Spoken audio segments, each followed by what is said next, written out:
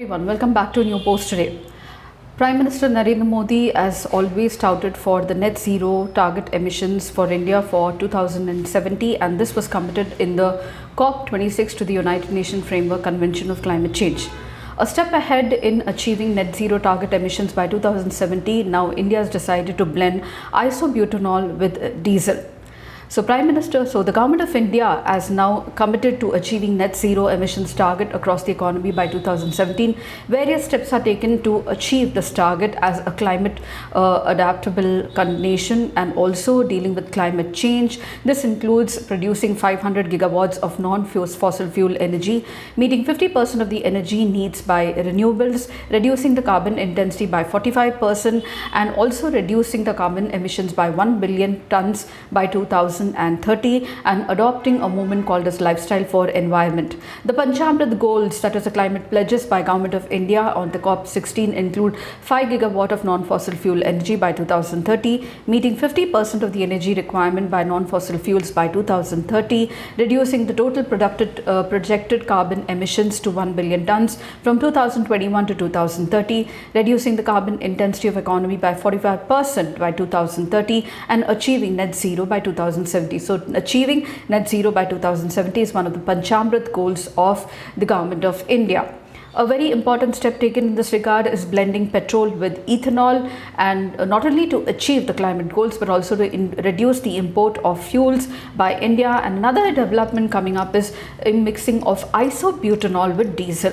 Now, isobutanol is an alcoholic substance that is used to blend with fuels, but the experiment of blending ethanol with diesel hasn't worked out, and therefore now the government is trying to blend isobutanol with diesel. And the very first area in which this blended diesel with isobutanol will be used is the construction sector, which mostly runs on diesel, and this sector uses 3 to 4% of the diesel in India.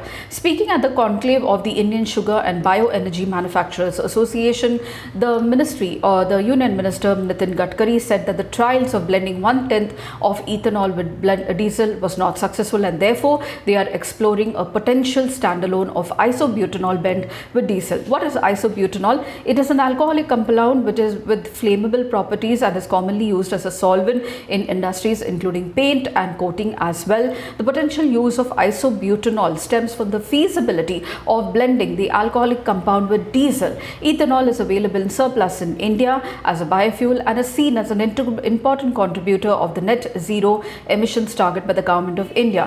The reason why isobutanol is considered to be blended with diesel is as follows. There is no need to add any complement to increase the efficiency of the fuel blended with isobutanol. Isobutanol has a lower flash point and is considered apt for blending with diesel compared to ethanol. Fuels with lower flash point are more volatile and entail a higher risk of catching fire, and this is needed in engines.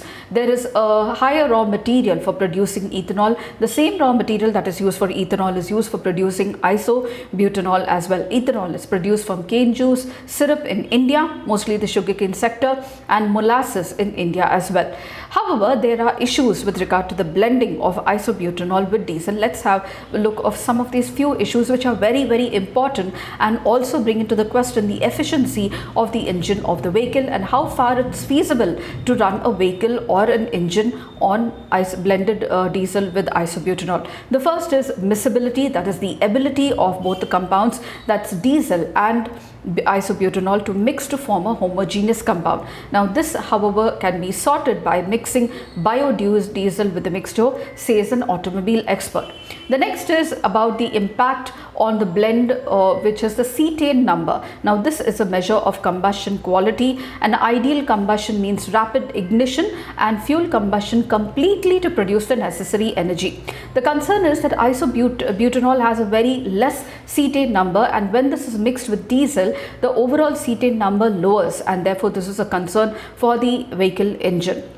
A lower cetane number raises issues about the diesel's knock and raises issues about the engine working as well. The lower cetane number reduces the diesel's knock, diesel power's knock, that is the ability of the fuel to burn, and in case the fuel may burn prematurely in the fuel cylinder with a audible sound, therefore impacting the engine capability as well. However, the cetane value can be improved with adding certain additives, but however, this is going to entail extra cost. Now, though the proposed blending of isobutanol with diesel is a work in the direction of import substitution, reducing the import of the fuels by the government of India and to achieve its larger goal of net zero emissions target, but the issues must be addressed before going into execution. The blending program is being studied. It will take 18 months to complete, and if it achieves the success, India will be the first nation to achieve blending of isobutanol with diesel, and this can be a potential export option and also a learning option for many other countries as well for India.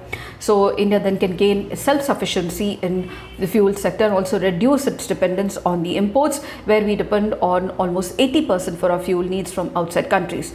So these are the most important points I thought I should be sharing with you with regard to the government's most newest step in achieving net zero emission targets. That's about blending isobutanol with diesel. If you did, please do like, share and subscribe, and don't forget to comment at the end of the video. As I always say, success is the addition of many small steps taken every day consistently, and then it achieves a larger goal at the end. So if you did, please do like, share and subscribe, and don't forget to comment at the end. I shall see you in my new post. Until then, it's very happy learning.